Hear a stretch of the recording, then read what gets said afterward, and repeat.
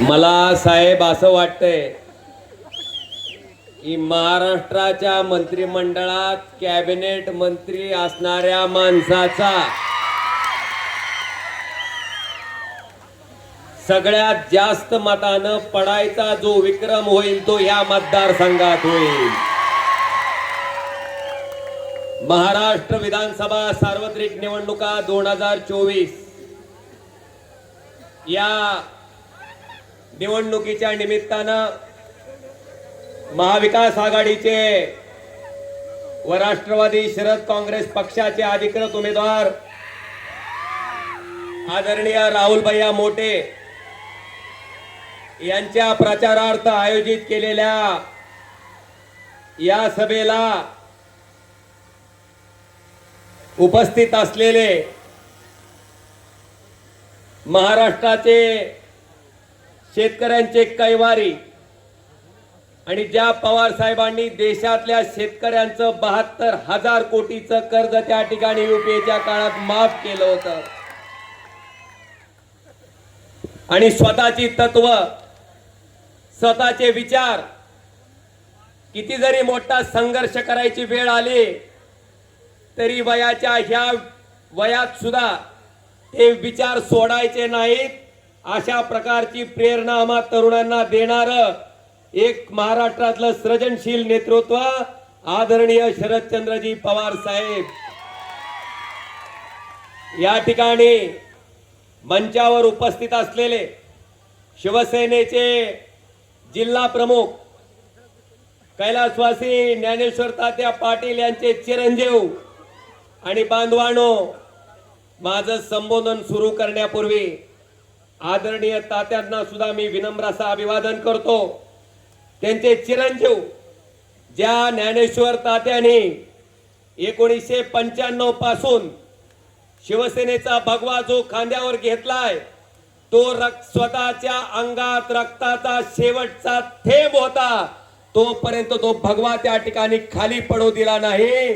निष्ठा काय असते, शिवसैनिक कसा असतो याचं उदाहरण ज्या तात्यांनी पूर्ण महाराष्ट्राला दिलं, त्याच तात्यांच्या पावलावर पाऊल टाकून रणजितनं शिवसेनेचा एबी फॉर्म असताना सुद्धा पक्षप्रमुख उद्धवजी ठाकरे साहेबाचा आदेश आल्याच्या नंतर रणजित परंड्याला होता। बांधवानो, 150-140 च्या स्पीडनं जाऊन रणजितनं शेवटचे 2 मिनिट शिल्लक असताना तो एबी फॉर्म काढला। मला अभिमान आहे की आज रणजित पाटील आमचे जिल्हा प्रमुख आहेत, मंचावर उपस्थित असलेले। आणि भैया तुम्ही आता 100% चौकार मारणार आहे, तुम्ही बिलकुल काळजी करायचं काही कारण नाही।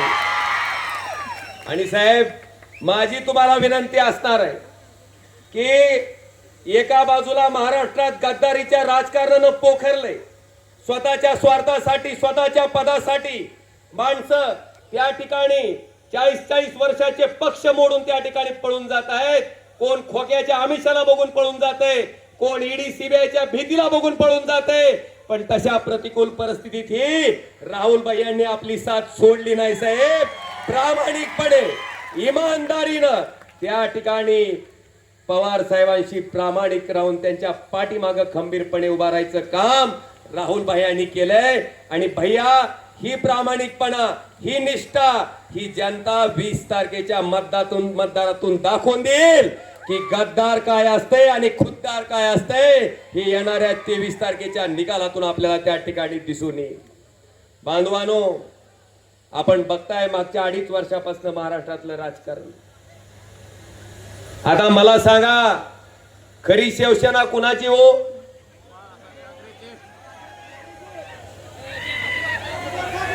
का काल 1 फुल आणि 2 हात आणि म्हणून?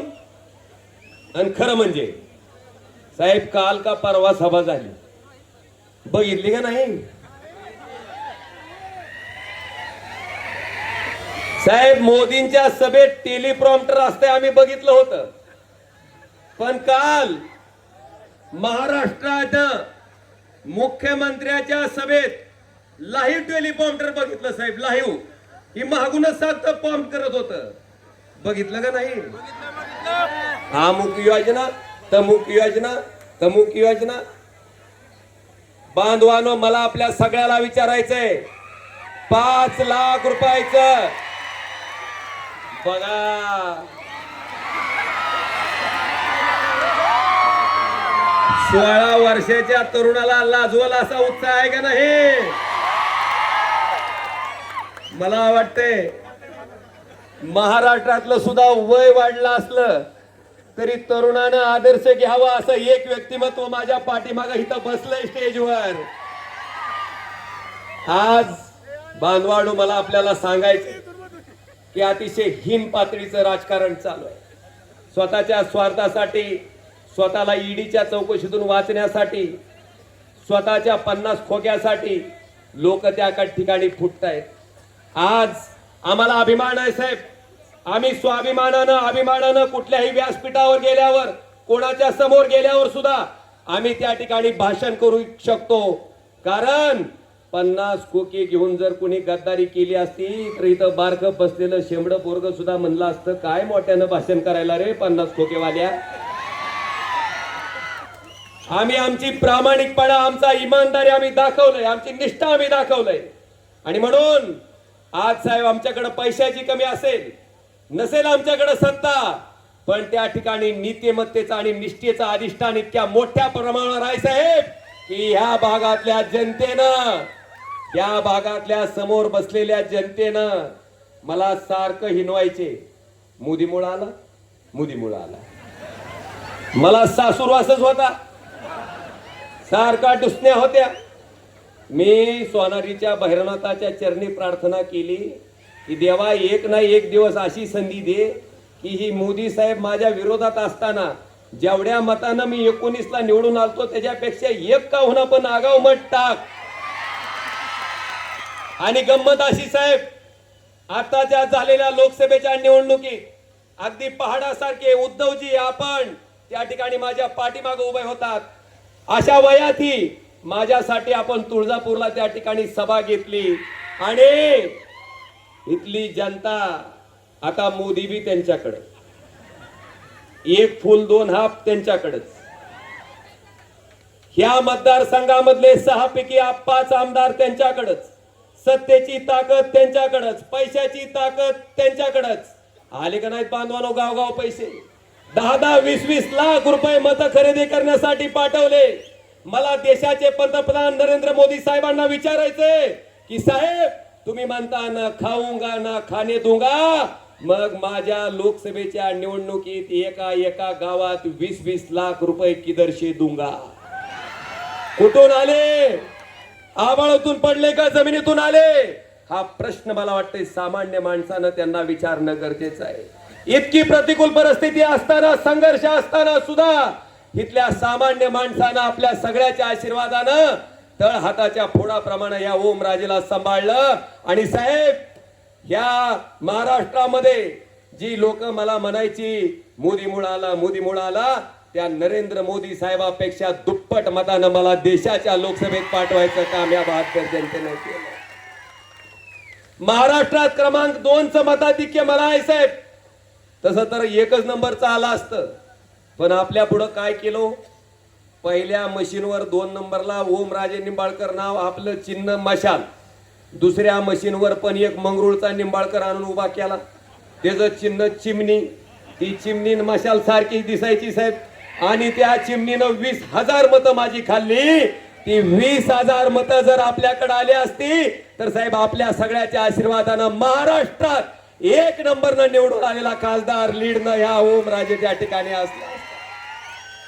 साहेब, आज आपल्या माध्यमातून मला एवढंच सांगायचंय की कैलासवासी ज्ञानेश्वर तात्या पाटील साहेबांनी ज्या माणसाला इथं आणलं, ज्या माणसाला हाताला धरून राजकारणाचे धडे दिले, स्वतःचे बंधू ज्या मतदारसंघातनं त्या ठिकाणी जिल्हा परिषदचे सदस्य होते, तो मतदारसंघ त्यांच्या पुतण्यासाठी दिला, निवडून आणलं, जिल्हा परिषदचं उपाध्यक्ष केलं, साहेब त्यांना आमदार केलं.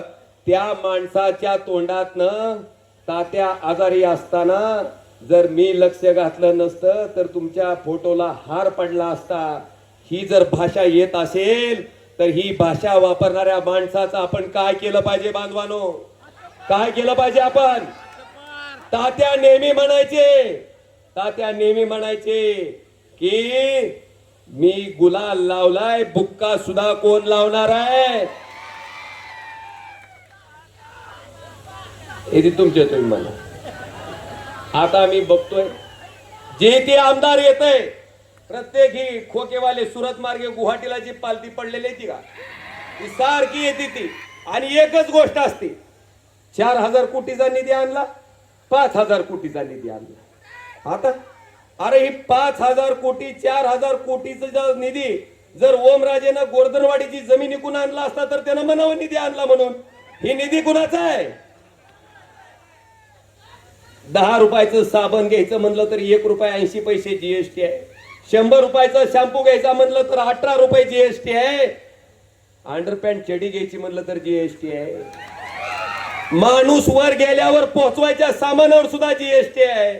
तुमच्या कष्टाचे टॅक्सचे पैसे तुम्ही आम्हाला आमदार केलं, तुम्ही आम्हाला खासदार केलं, तुम्ही आमचं सरकार बनवलं, म्हणून अधिकार आले, म्हणून तुमच्यासाठी खर्च केले. तर बांधवानो, ह्याच्यात उपकाराची भाषा पाहिजे का कर्तव्याची? कर्तव्याची. ओमराजेनं कधीही कुठल्या कार्यक्रमाचं उद्घाटन केलं नाही, कारण तुम्ही खासदार केलं म्हणून अधिकार आला. जर नसतं केलं तर कुठून केलं असतं? पण मी बघतोय साहेब, 5,000 कोटी 5,000 कोटी. साहेब आता आपण आल्यापासून बघताय, परंडा शहरात फिरताय, सगळ्या तालुक्यात बोंब परंडा वाशीमध्ये अशीच परिस्थिती आहे की गाडीत माणूस बसला की गाडीचा ड्रायव्हर मला म्हणायला लागला, काय म्हणायला लागला? गाडी सारखी अशी करते म्हणले, कमळाबाई कमळाबाई कमळाबाई कमळाबाई. अरे म्हटलं अशी का करते रे गाडी ही? नाही नाही दादा म्हणले, ही 5,000 कोटीचा विकास जी गर्धाडात लपलाय ती खालून सारखा झटके द्यायला लागलाय. म्हणला काय विकास? आहार विकास. मला वाटतंय डोळ्यानं दिसतंय, बघितलंय आपण. जी कुठली कामं झाली बांधवानो, नगर पारडी फाट्याच्या रस्त्याचं काम महाविकास आघाडीचं सरकार असताना त्या ठिकाणी झालंय. इकडचं काम सुद्धा महाविकास आघाडीचं सरकार असताना झालंय. त्याच्यानंतर निस्ता आम्ही कोटीच्या कोटी उड्डाणन, कोटीच्या कोटी घोषणा ऐकतोय. प्रत्यक्षात जमिनीवर मात्र 1 पैशाचाही विकास त्या ठिकाणी झालेला त्यात दिसत नाही. बांधवानो, मला आवर्जून या ठिकाणी सांगायचंय की पवार साहेब देशाचे कृषी मंत्री असताना 72,000 कोटी रुपयामध्ये देशातल्या सगळ्या शेतकऱ्याचं कर्ज माफ केलं होतं. 72,000 कोटी मध्ये. पण तुम्ही जी म्हणताव का नाही, बाई और बहिणो, ह्या पटुशांनी काय केलं माहितीये का तुम्हाला?